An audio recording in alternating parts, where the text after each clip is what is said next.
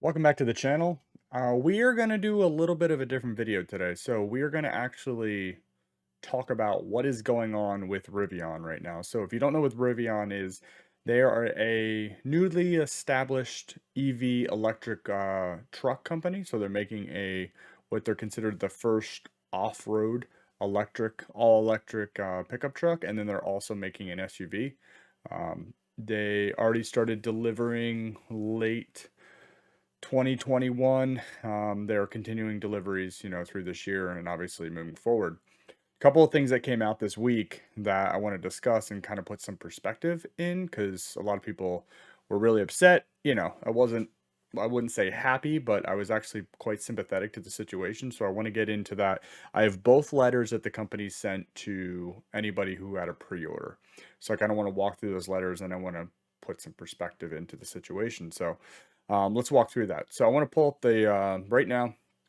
So if you haven't been on the Rivian website or you haven't gone in and done a configuration, this is my current configuration. This is what I'm looking to get. So black, if you don't know what Rivian is, this is what they look like. Just a heads up there. Just looks like a regular pickup truck. Cool back tail light there. I'm really into the style. I like the way the truck looks. And they have some really cool options and gears. And then I'm going with the white interior as well. Kind of stormtroopy. My wife and I are super Star Wars geeks, so this is what the inside looks like. So what happened? I think it was this week. Let's see, when did we? So I got this on this email at the beginning of this week, and this was from Rivian. So obviously, my name is Brandon. Hello. Nice to meet me. So essentially, not reading this entire thing, I want to touch on a few points here, though. They're talking about the price increases that are going to be going against the vehicles for everyone. That includes anybody with a pre-order and anybody that hasn't pre-ordered. So moving forward, and they explain a couple reasons in here is the price increases due to the inflation pressure that's pretty much happened on supply chain for the entire world.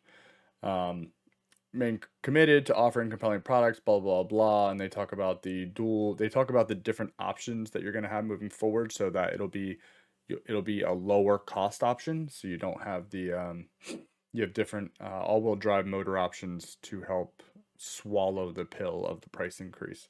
Um, as well as some more range packs and all-wheel drive and anything like that.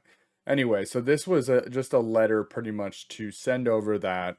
And if you're not aware that the supply chain issues in the entire world are a disaster, then you've been very lucky for the past year and a half.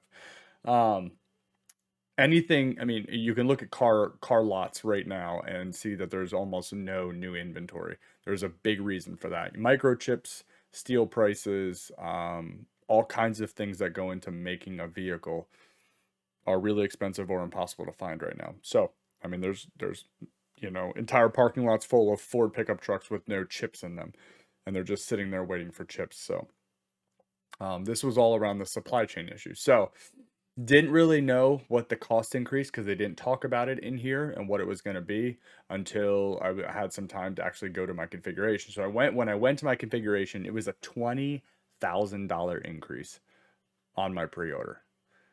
And I was really disappointed. Really disappointed, kind of sad because I was definitely contemplating whether I wanted to. That's a huge increase. That is not something I was really comfortable swallowing on an already, pretty pricey truck in general. But being full EV was something I was really looking forward to, and then this came across, and I was like, ugh. So saw it, left it go. Had a really busy week, so I just kind of let it sit and didn't do anything with it yet.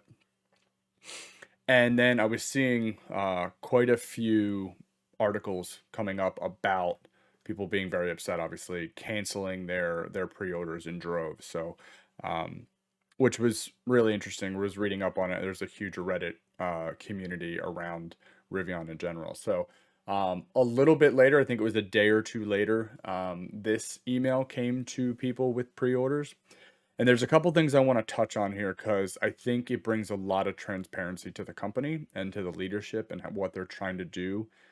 Everything they've been speaking about what they're trying to build, what type of company they're trying to build, just it's not really bullshit to me anymore. It never really was. I believed in their message. I believe in their leadership, their CEO. I watched a lot of his interviews and things like that, but this brought a lot of that to light for me, and I want to talk about a couple reasons. So, top part of this is really reflecting exactly what the last message said. Talk about why the cost increases happened, um, and then the cost of the components going into the vehicles. So if it looks here, it says everything from semiconductors to sheet metal to seats has become more expensive with this, and we have seen an average new vehicle pricing across the U.S. rise more than 30% since 2018. So 2018, I think that they're using that as kind of like the caveat of when I believe they probably started taking pre-orders. Um, I'm not sure on that, but no, they're using 2018 as a stamp for a specific reason. But if you think about it, during that time frame, when you're trying to build something from nothing, which is essentially what Rivian's trying to do, just like Tesla. Um, Tesla didn't go through a pandemic during that time frame. So if you think about it, the chips are certainly stacked against what they're trying to do here, and they were trying to, I'm sure, make sure that their costs were covered for these new vehicles because this definitely was not in the plan going through a pandemic, coming out of the pandemic, and then having major supply issues, and just inflation that, some inflation that we've never seen before. And I want to bring a couple caveats into this. So as we move down here, what I love about this right here, if we read this down, we also didn't manage communications well. We didn't give you enough insight into what was driving these decisions. The most important aspect of what we are building is our relationship with all of you. As we demonstrated earlier this week, trust is hard to build and easy to break. And speaking with many of you over the last 2 days, I fully realize and acknowledge how upset many of you felt. I have made a lot of mistakes since starting Rivian more than 12 years ago, but this was one that has been the most painful. I'm truly sorry and committed to rebuilding your trust. So, I mean, this is straight from the CEO of Rivian and, from RJ himself. And what's really interesting about this is this paragraph to me just says a lot about him as a human being. And I know people are going to say, somebody else might have wrote this, blah, blah, blah. It's wordsmithing. But when you're in leadership and you are trying to build something that may have never been done or didn't exist before, you're going to make a lot of mistakes. You're going to make decisions that don't work out. Whenever you're putting yourself into something brand new, it is not going to go perfect. It doesn't happen. There's too much stacked against you. So you're going to make decisions. This was a decision they made, I'm sure, because they were looking at financials, they were looking at cost of goods, and they were looking at what they were selling these at, and it may not support their future plan. So if you think about that, and what I want to talk about, Dan, oh, you said about the relationship in that. So let's just take the cost of goods. So they mentioned the 30% increase since 2018. I want to look at, I put my pre-order in October of 2020. Actually, I thought it was before that.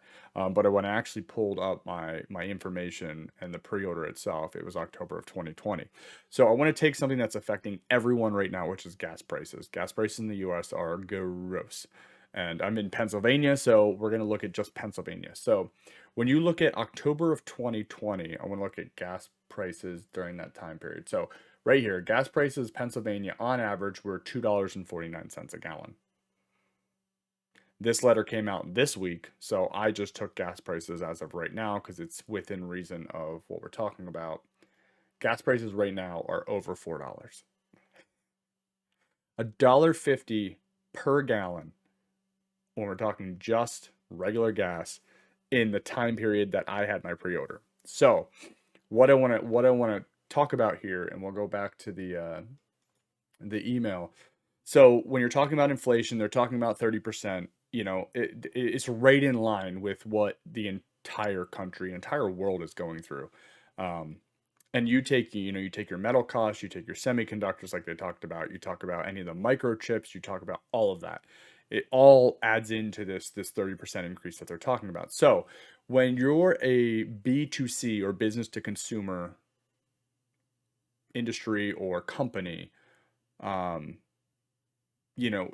especially with pre-orders, the pre-order they had a set cost and they weren't expecting this crazy inflation. They probably had an increase of some percentage, right, that allowed you some um, contingency plan inside of that to know that normal inflation increases by whatever 3 to 5% per year, and then they had that built into the cost and thought they were covered. Now we're in uncharted territory because of a pandemic and then coming out of that supply chain, so inflation, that's, some of the stuff we've never seen before.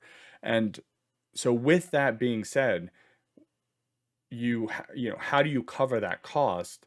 Well, you go back to the consumer and say, hey, the price of this thing that we told you 3 years ago was going to be this is going to have to increase because you had that money has to come from something and somewhere.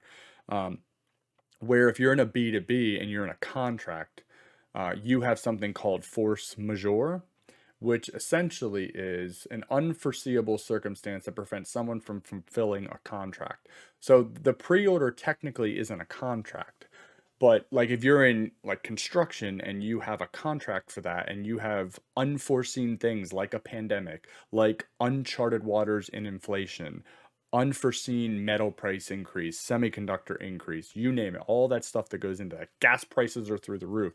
You can pull that and say like I have to back out of this situation because there's nothing I can do to cover these costs, and like, or you ask for change orders, right? That's how you can go back and forth, and either the main contract has to try to cough up that money to cover the difference, or the project gets stalled or whatever that looks like. With consumers, you can't really do that unless you go back and ask for more money. Now, what gets into this is you have this entire group of people that were totally caught off on guard. We all are struggling through this inflation together, and then you're saying, "Hey, something you had pre-ordered, I now have to increase by, a lot." $20,000 on just the model that I had spec'd out. So that's where the sympathy for me came from. I certainly was upset and not happy, but I can understand from a business perspective of what they were going through. Now, what they did to respond is incredible. And I don't know how they're going to sort it out moving forward, but let me walk down through what they actually did. So they talked about the relationship with the consumer, and then they backed it up. Plenty of people say the things that were just said in this paragraph, but then they acted by actually following up with what they stated. So, one of the things we talk about a lot internally is that we will make mistakes. It's part of building something complex, like we talked about. The key is to learn from them and address them when they are made. It is how we grow. We made a mistake in how we approached our pricing changes. What is important now that we fix it, right? So I care about the consumer. I talked about that, and I'm actually going to bring a solution. So for anyone with a Rivian pre-order as of March 1st, so March 1st of this year, and like I said, I had mine in October of 2020. Pricing announcement: your original configured price will be honored. So 20 grand wiped away, goes right back to the original price. If you cancel, this is what's amazing. So tons of people went in, they were pissed, they went in and they canceled their pre-order. If you canceled your pre-order on or after March 1st and would like to reinstate it, we will restore your original configuration pricing and delivery timing. Our teams will be sending an email in the next few days with more details. So even the people that said, F you, I'm leaving, this is ridiculous, and canceled the pre-order, they're going to allow them to come back into the pre-order at the original price and hold that for them. That's pretty incredible. And like I get it. Everybody's going to say, well, they have to sell units, right? So this is obviously this beginning pre-order sale is probably the bulk of their revenue stream to make sure that they continue making more products and more units beyond that. So you it could be a grab in that sense, but if they lost a bunch of pre-orders, but or they lost some pre-orders, but they were getting an extra whatever 20-25% out of all the pre-orders that were remaining. Maybe that covers the revenue what that was lost, maybe it doesn't. I want to believe that this was truly what it states in the email. It was they care about the people actually buying the vehicles, because they haven't wavered from that from the beginning, from all of their growth as a company. They've always put that message out, and this kind of just falls right in line with what they were stating. So they talk about the dual motors and all of that kind of stuff, but I was really impressed with talking about the mistake outwardly, talking about how internally their culture wraps themselves around it's okay to make mistakes. We're trying something new. We're trying something that hasn't been done before with this type of electric vehicle. We're starting a brand new company that never existed. So we are going to make mistakes. We just got to make sure we fix them when we notice that we made the mistakes. And that's exactly what they're doing. They're reinstating all the pricing from the original pre-order. They're allowing people who canceled to come back. They could have just been angry, right? Like the consumers were and just said, well, they left, so screw them. No, they're allowing them to come back in. So I think it's really cool. I think it sheds a lot of light on the company, on the leadership, on the culture itself, the CEO, all of that stuff. Really impressive, because they are going to have to eat the difference of plan versus the actuals now, and then being 30% difference in cost to build the same thing. I don't think they had a contingency plan for 30% increase on materials. It's unheard of.